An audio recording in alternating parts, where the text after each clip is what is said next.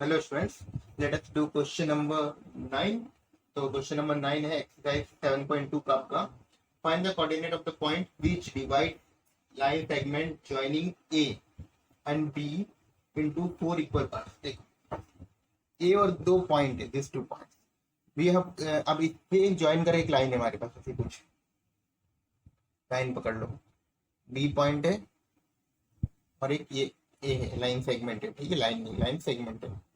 Coordinate check कर लेते एक बार। ए का कोऑर्डिनेट दिया है -2 0, बी का 2 कॉमा है। ठीक है, इन लाइन सेगमेंट को फोर इक्वल पार्ट में डिवाइड करना है। कितने? फोर। तो एक, दो, तीन। तो फोर पार्ट में डिवाइड हो गए। ये तीन पॉइंट का नाम ले लिया, P1 P2 P3। हमने ट्राई सेक्शन का क्वेश्चन किया था, तीन पार्ट वाला, तो फोर पार्ट वाला। देखिए, एक ये पार्ट, एक ये पार्ट, एक ये पार्ट, ये पार्ट। ये फोर पार्ट कैसे इक्वल है? इसका मतलब क्या है? ए से P1 का डिस्टेंस, P1 से P2 का डिस्टेंस, मतलब इतना डिस्टेंस, इतना डिस्टेंस, इतना डिस्टेंस, इतना। P2 से P3 का डिस्टेंस और P3 से B का डिस्टेंस इक्वल होगा। मतलब मैं सबको क्या ले सकता हूँ? वन वन वन वन, क्योंकि इक्वल है सब। ठीक है, रेशियो में लिए वन वन वन। इसका मतलब क्या है? हमें ये तीनों के कोऑर्डिनेट निकालने, P1 P2 P3। तो हम लोग क्या कह सकते हैं? जो P1 है, divide P1 divides AB in the ratio. कौन से रेशियो में डिवाइड करता है बताओ? P1, ये P1 है, ये ए बी को कौन से रेशियो में डिवाइड करते हैं? जब आप P1 लोगे तो आपको यहाँ से लाइन खींच लो, तो इतनी डिस्टेंस क्या है? ए P1। और उसके बाद का क्या है? P1 से लेके B का डिस्टेंस, P1 B। तो मुझे बताना ए P1 का वैल्यू कितना है? ये वन। और P1 से B का वैल्यू कितना? देखो, ये P1 ये B, इसका वैल्यू क्या है? वन वन वन, मतलब थ्री। तो इसका रेशियो क्या आ गया? 1/3। ठीक है, तो M1 की वैल्यू क्या आ गई? वन। और M2 की वैल्यू क्या आ गई? थ्री। कब? जब हम लोग P1 फाइंड करेंगे। जब P2 फाइंड करोगे तो डिफरेंट होगा, तब टू टू का रेशियो होगा। जब P3 फाइंड करोगे तो 3 1 का रेशियो। हम लोग तीनों करेंगे, तो हम लोग पहले P1 फाइंड करें। क्लियर? फॉर P1 और रेशियो विल बी 1/3, क्योंकि इधर वन है, यहाँ पर कितना है? तीन है, तीन पार्ट है।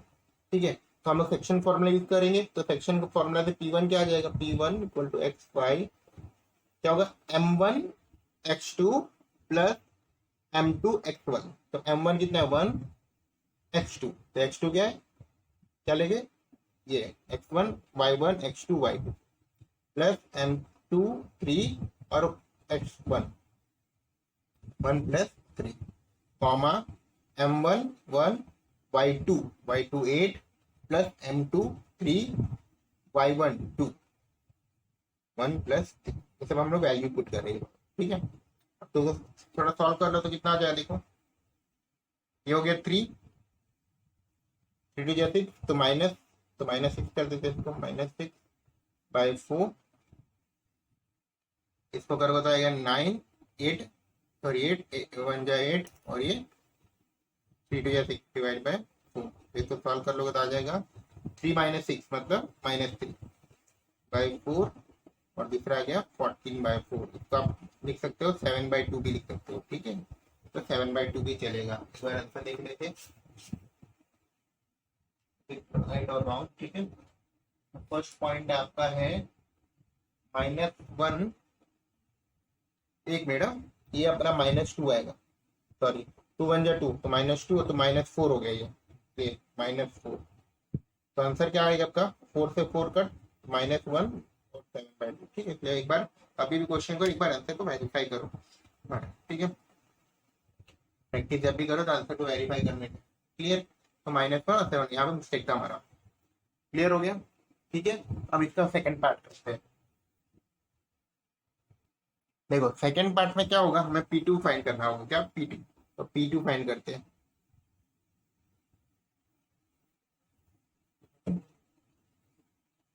ठीक है, P2 के लिए क्या लिख सकते हो? P2 डिवाइड AB, कौन से रेशियो में? In the ratio. देखो, P2 ये रहा, तो जब P2 फाइंड करोगे तो आप ये एक लाइन खींच लो। तो क्या होगा? A से लेके P2 डिवाइड बाय P2 से लेके B। तो मुझे बताना A से लेके P2 का वैल्यू कितना होगा? 1 1 2, और P2 से भी 1 1 2। तो लाइन को डिफ्रेंशिएट करेंगे। ठीक है, तो 2/2 कितना होता है, 1 होता है। 1/1 का रेशियो कितना, 1/1। उसका मतलब क्या है, ये P2 का मिड पॉइंट हो गया, P2 become the mid point, therefore P2 किसके बराबर हो जाएगा, x, y। इसके लिए आप मिड पॉइंट भी यूज कर सकते हैं क्योंकि मिड पॉइंट हो गया। हम लोग क्या करेंगे, M1 कितना है, 1 है, M1 है 1 है 1, x2 कितना है 2 है, प्लस M2 1 है और x1 -2 है, डिवाइड बाय 1 + 1। M1 भी 1 है और M2 भी 1, 1 y2 8 प्लस M2 1 और y2 2, 1 + 2, ठीक है, y1 हाँ। 2 - 2 देखो, ये 2 आएगा, -2 डिवाइड बाय 8 + 2 कितना हो गया, 0। ये 8 + 2 10, 10/2 5, आंसर कितना आ गया, 0,5। तो ये आपका आ गया P2, ठीक है, क्लियर। अब हम लोग करते हैं P3 निकालते हैं, P3।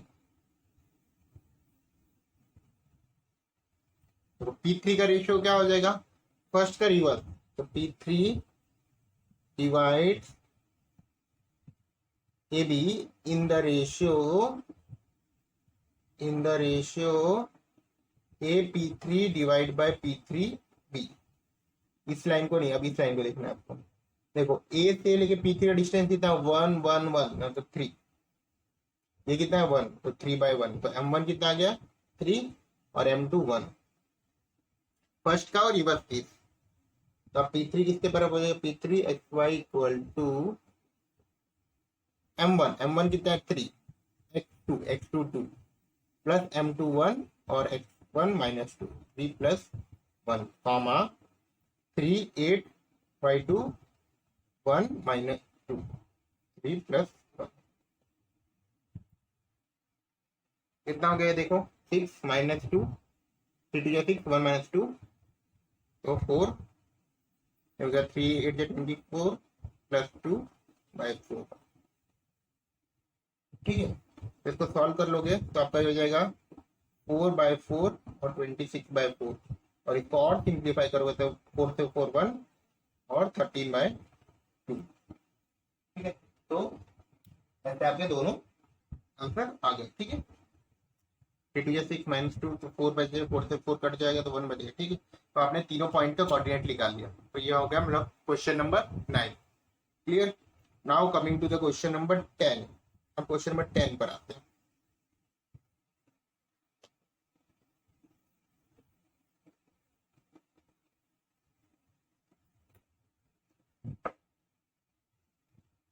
देखो क्वेश्चन नंबर 10 क्या है, क्वेश्चन नंबर 10 है आपको एरिया ऑफ रोम्बस फाइंड करना है, किसका, रोम्बस का area. Find the area of the rhombus, question क्या है, find the area of the rhombus if it vertices are. Vertices लिख लेते हैं, ए दिया है 3,0, B is given 4,5, B is given 4,5, C is -1,4 and D is -2, -1, taken in order, ठीक है। मतलब ABCD की वैल्यू दी हो, find the area of rhombus, clear. देखिए क्वेश्चन, ठीक है। अब देखो एक हिंट दिया इसमें क्वेश्चन में, एरिया ऑफ रोम्बस, उसका फॉर्मूला आपको पता होना चाहिए, बताएंगे फॉर्मूला। पहले रोम्बस बना लेते, A B C और D, सबके कोऑर्डिनेट दिए, क्लियर। रोम्बस मतलब क्या होता है, ऑल साइड आर इक्वल। और रोम्बस का एरिया कैसे निकालते हो, एरिया निकालना है, वो होता है हाफ D1 × D2। D1 और D2 क्या है, दिस टू आर डायगोनल, तो यहाँ पे एक डायगोनल क्या हो जाएगा AC, और दूसरा डायगोनल क्या हो जाएगा BD। तो हम लोग क्या लिखते हैं, हाफ AC × BD, यही हो गया बेसिकली। तो हमें बेसिक किसकी वैल्यू चाहिए, AC का वैल्यू चाहिए, BD चाहिए, AC चाहिए और BD चाहिए, तो हम लोग निकाल देंगे। तो AC कैसे निकालोगे, डिस्टेंस फॉर्मूला से। क्या होता है डिस्टेंस फॉर्मूला, x1 - x2 का स्क्वायर प्लस y1 - y2 का स्क्वायर।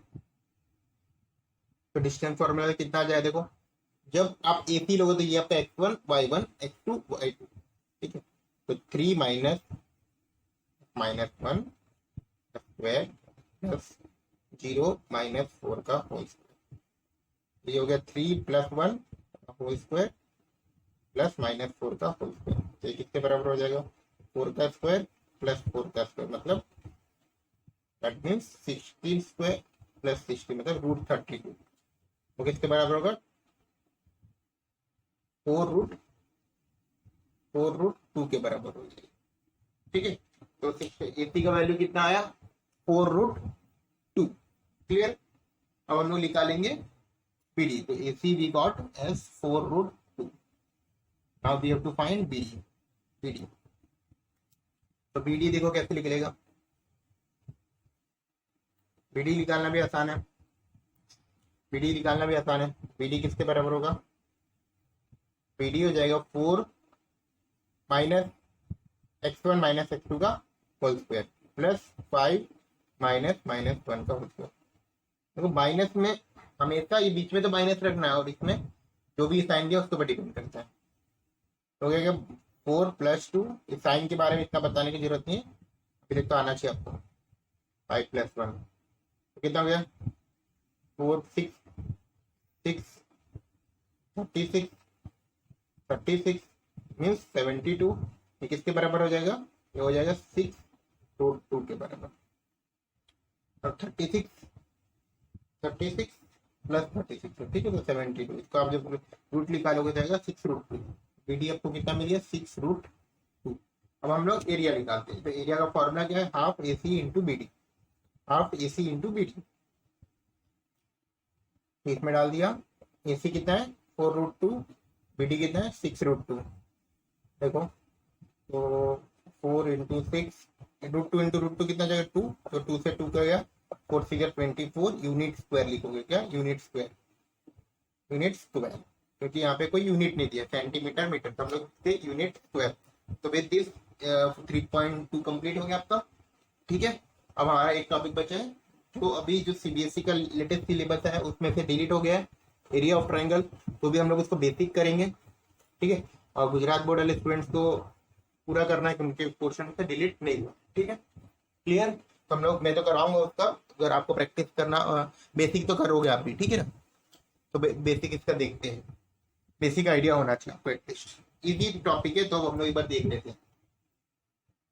नेक्स्ट टॉपिक है एरिया ऑफ ट्राइंगल। मैं अपने लेक्चर में सारे क्वेश्चंस कराऊंगा, ठीक है, क्योंकि गुजरात बोर्ड में है। और CBSE वाले बेसिक आप देख लेने का। लेक्चर्स आपको ये पूरे करने ही कंप्लीट, रिवीजन में मत करना पहले, पर अभी कर लो। ए की वैल्यू x1 y1, बी की वैल्यू कोऑर्डिनेट x2 y2, और सी का कोऑर्डिनेट x3 y3। ठीक है, करेंगे सब लोग, रिवीजन में मत करना। देखो इसका आपको एरिया निकालना है। तो एरिया का क्या है? ट्राइंगल कैसे निकालते हैं? हाफ बेस इंटू हाइट, सबको पता है। एरिया ऑफ ट्राइंगल कैसे निकालते हो आप लोग? Half base into height. But यहाँ पर आपको हाइट तो दी नहीं है, ना ही आप बेस तो निकाल लोगे ये दोगे कोऑर्डिनेट से, लेकिन हाइट के लिए आपको ये पॉइंट का कोऑर्डिनेट नहीं दिया। तो इसके लिए एक फॉर्मूला होता है आपके पास, ये फॉर्मूला नहीं लगाएंगे हम लोग। जब कोऑर्डिनेट दिया होगा 3 पॉइंट का, तो हम लोग एक फॉर्मूला है हमारे पास area of triangle using coordinate का। उसका फॉर्मूला क्या है? एरिया किसके बराबर होता है? Area equal to half mod मतलब मॉडुलस, पता है ना क्या होता है? जैसे अगर मॉड -20 ऐसा है, तो इसका वैल्यू क्या होता है? +21। मतलब मॉड के अंदर जो भी वैल्यू प्लस में बाहर निकलते। ठीक है, इसका मतलब ये होता है। अगर मॉड मान लो -4 तो आंसर क्या आएगा? 4 आएगा। ठीक है, ये क्यों यूज करते? क्योंकि जो आपका ये, आप इसको मैं आपको बताता हूँ, आप पहले समझो। इसका formula x1 y2 - y3 plus x2 y3 - y1 plus x3 y1 - y2। ठीक है, मॉड, ये आपका लिखे दियो formula for the area of triangle. Clear? अब इसमें y2, ठीक है, करेक्ट है। तो इसमें एक चेंजेस क्या होता है? अब मैं बोल रहा था मॉड क्यों यूज करते? देखो जब आप अंदर ब्रैकेट को सॉल्व करोगे ना, बाई चांस आपका आंसर नेगेटिव आ गया, -21 हो गया, बट एरिया कभी नेगेटिव नहीं होता, इसलिए हम लोग ये मॉड लेते हैं कि एरिया पॉजिटिव में आए। Clear? This why we have to use mod. और कोई आपको क्वेश्चन पूछे why we use modulus in formula of area of triangle, because area is always positive. ठीक है, तो ये बात क्लियर हुई। अब इसमें कुछ नहीं है करना, क्वेश्चन क्या होगा, आपको ये सारे कोऑर्डिनेट दिए होंगे, जैसे ए का कोऑर्डिनेट दिया 2,5, बी का कोऑर्डिनेट दे दिया -4,5, सी का कोऑर्डिनेट दिया 2,7, x1 y1 x2 y2 x3 y2, सबकी वैल्यू पुट कर दो, सॉल्व कर दो, आंसर आ जाएगा। ठीक है, अभी मैं क्वेश्चन करवाऊंगा तो उसमें आपको क्लियर होगा। ठीक है, अब फॉर्मूला याद कर लो। याद करने का तरीका कैसा है, अगर आप लिख रहे हो x1 y1 x2 y2 x3 y3 ऐसा लिख दो।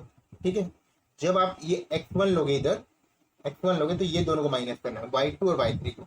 ठीक है, और जब x2 लोगे तो 3 और 2 को माइनस करना है, और 3 लोगे तो 1 और 2 को माइनस करना। कैसा भी याद करो, मैंने ऐसे याद रखा है। देखो 1/2 123 231 और 312 मेरा ऐसा है, x1 y2 y3 x2 y3 y1 x3 y1 y2। ठीक है, 123 231 321। ठीक है, जो आपको सही लगे वो याद कर लेना, तो याद होना चाहिए। अब देखो इसकी, अब हम लोग क्वेश्चन करते हैं। ठीक है, कौन सा एक्सरसाइज कर रहे हैं, we are doing 7.3 question number 1। पहला क्वेश्चन है, find the area of triangle whose vertices are first a equal to 2,3, b equal to -1,0 and c equal to 2, ठीक है, इसका एरिया लिखना। सेकेंड पार्ट भी सेम है, तो दैट यू कैन ट्राई। मैं बताता हूँ आपको एरिया। तो ये आपका हो गया x1 ये y1 ये x2 y2 ये x3 y2। ठीक है, चलो एरिया मैंने फॉर्मूला लिखने का हैबिट डालो हमेशा। x1 इधर क्या आएगा y2 minus y3 plus x2, अगर x2 तो क्या आएगा y3 minus y1 plus x3 तो क्या आएगा y1 माइनस y2 मॉड्यूलस। अब सबकी वैल्यू पुट करते जाओ। x1 कितना है 2, 2 रखा, y2 कितना है 0, माइनस y3 कितना है -4 प्लस x2 कितना है -1, y3 कितना है -4, y1 कितना है 3 प्लस x3 कितना है 2, y1 3 y2 0। Just putting the value. अब इसको सॉल्व कर लो। देखो 2 प्लस -1 प्लस हो जाएगा तो 4, ये -1 है और ये -7, -4 -3 तो -7, 2 × 3।